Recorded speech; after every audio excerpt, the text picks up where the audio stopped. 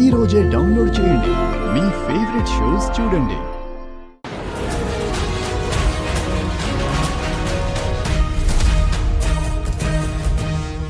చూసినారు కదా, ముహూర్తాలు కూడా పెట్టేసి ఉండారు. రేపటి నుండి పెళ్లి తంతులు కూడా మొదలవుతాయి. కానీ మీరు మాత్రం మా నాయన్ని నాకు చూపించలేదు. ఇంక మీతో మాట్లాడటం వేస్ట్. మా నాయన లేకుండా నేను ఈ పెండ్లి చేసుకోను. నేను ఇప్పుడే ఇక్కడి నుంచి వెళ్ళిపోతా. అయ్యో ఆనంద్, మీరు ఇంకేం చెప్పకండి. నేను ఈ పెండ్లి చేసుకోవాలనుకున్నది మా నాయనకి జరిగిన అన్యాయానికి పగ తీర్చుకోవడానికి. ఎవరైతే మా నాయన్ని మెడ పట్టుకుని బయటికి గెంటేశారో వాళ్లే తీసుకొచ్చి వియ్యంకుడి స్థానంలో గౌరవంగా కూర్చోబెడతారంటే చూసి ఆనందించడానికి. ఆ ఆనందం నాకు దక్కనప్పుడు ఈ పెళ్లి నాకు అవసరం లేదు. మేమేం చెప్పకుండానే మొత్తం నువ్వే చెప్పేస్తున్నావు ఆనంద్. మమ్మల్ని కూడా మాట్లాడివ్వు ఆనంద్.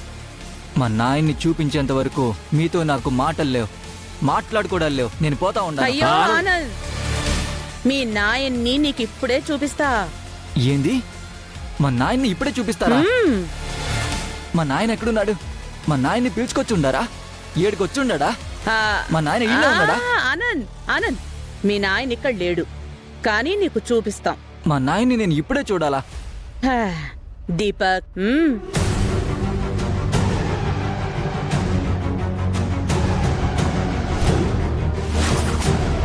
మా నాయన్ని చూపించమంటే ఎవరికి ఫోన్ చేస్తా ఉన్నారు?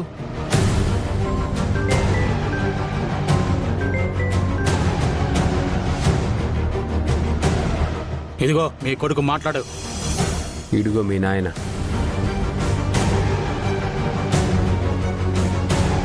నాయనా? ఆనంద్? అవును నాయనా, నేను ఆనందని. ఎంతకాలమైందిరా నిన్ను చూసి? నేను కూడా నిన్ను చూసి చాలా ఏండ్లైపోయింది నాయనా.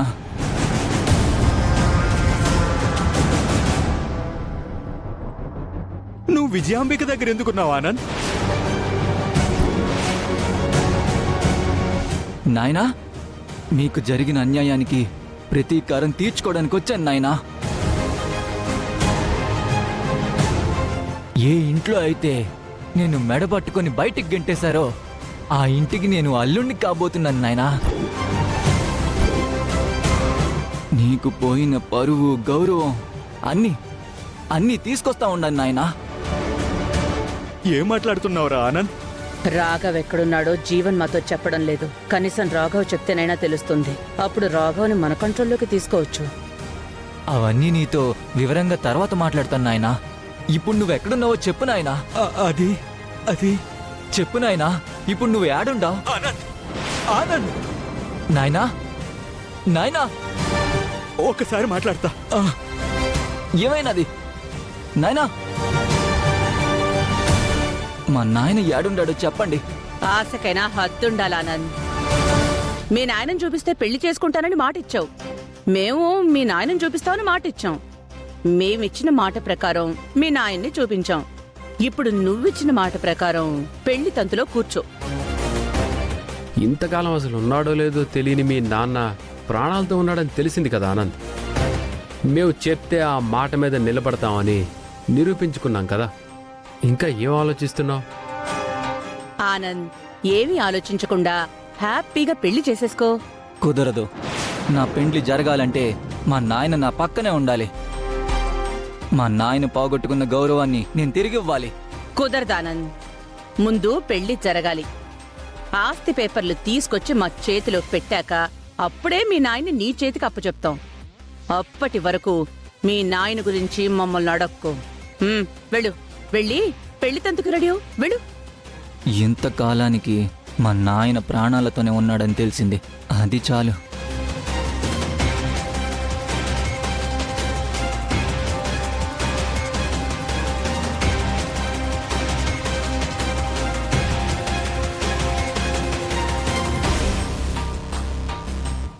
ఆనంద్ని ఎలాగో మేనేజ్ చేశాం మమ్మీ. కానీ ఆనంద్ పెళ్ళయ్యేటప్పటికైనా ఆ జీవన్ రాఘవ్ ఎక్కడున్నాడో చెప్తాడా మమ్మీ? నాకు ఆ అనుమానం ఉంది దీపక్. మనం వీడియో కాల్లో మాట్లాడాం కాబట్టి ఈ నెంబర్తో లొకేషన్ ట్రాక్ చేస్తామని రాఘవ్ ఉన్న లొకేషన్ని మార్చేస్తారు. ఎలా అయినా రాఘవ్ ఉన్న లొకేషన్ కనుక్కోవాలి మమ్మీ.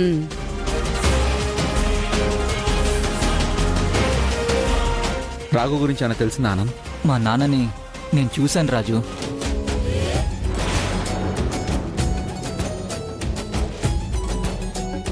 రాఘవ్ని చూసావా? రాఘవ్ ఎక్కడున్నాడు ఆనంద్? రాఘవన్ ఎక్కడ చూసావు? వీడియో కాల్లో చూపించారు అమ్మగారు. అంటే రాఘవ వాళ్ళ చేతుల్లోనే ఉన్నాడు. రాఘవ ఎక్కడున్నాడో వాళ్ళకి తెలుసు. ఎలాగో నీ అవసరం అత్తయ్య వాళ్ళకుంది కాబట్టి మీ నాన్న ఎక్కడున్నాడో కొంచెం గట్టిగా నిలదీసి అడిగింటే చెప్పేవాడేమో కదా ఆనంద్. అలా కూడా అడిగాను. కానీ రుక్మిణితో పెళ్ళయ్యాక ఆస్తి పేపర్లు వాళ్ళ చేతిలో పెట్టినప్పుడు అప్పుడు మా నాన్నని నాకు అప్పచెప్పుతారంట. అప్పటి వరకు నాయన గురించి ఏం అడగకూడదని చెప్పారు.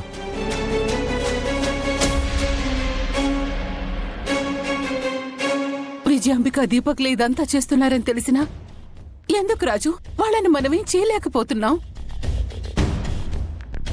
దేవుడు కూడా ఎందుకో అలాంటి వాళ్ళకే సపోర్ట్ చేస్తున్నాడు. ఎవరెన్ని చేసినా చివరికి గెలిచేది ధర్మమే అమ్మగారు. విజయాంబిక దీపకల్ని మనం ఏం చేయాలన్నా రాఘవ్ ఎక్కడున్నాడో తెలియాలి. రాఘవ ఆచూకీ తెలియకుండా మనం తొందరపడితే రాఘవ ప్రాణాలకే ప్రమాదం అవ్వచ్చు అమ్మగారు. అవునమ్మా, రాఘవ్ ఎక్కడున్నాడో తెలుసుకోవాలి. ఎలా తెలుసుకుంటావు రూపా? రాఘవ్ ఎక్కడున్నాడో విజయాంబిక దీపక్లే చెప్పేలా చేస్తానమ్మగారు. అదెలా రాజు? ఆనంద్, నువ్వు మళ్ళీ విజయాంబిక వాళ్ళ దగ్గరికి వెళ్ళు. మీరు వీడియో కాల్లో చూపించింది మా నాన్నే అన్న గ్యారంటీ ఏంటి అని అడుగు. అలా ఎలా అడుగుతాను రాజు? వాళ్ళు చూపించింది మా నాన్నే.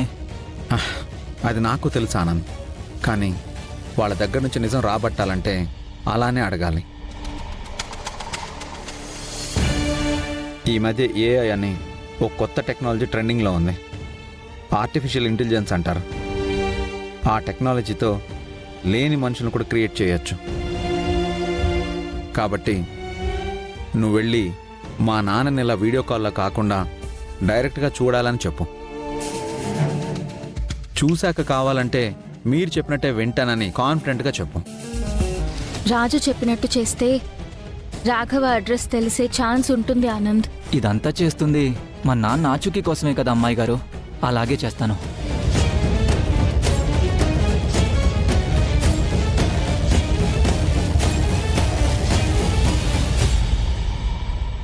ఇంకొన్ని రోజుల్లో మన కళ నెరవేరబోతుంది మమ్మీ.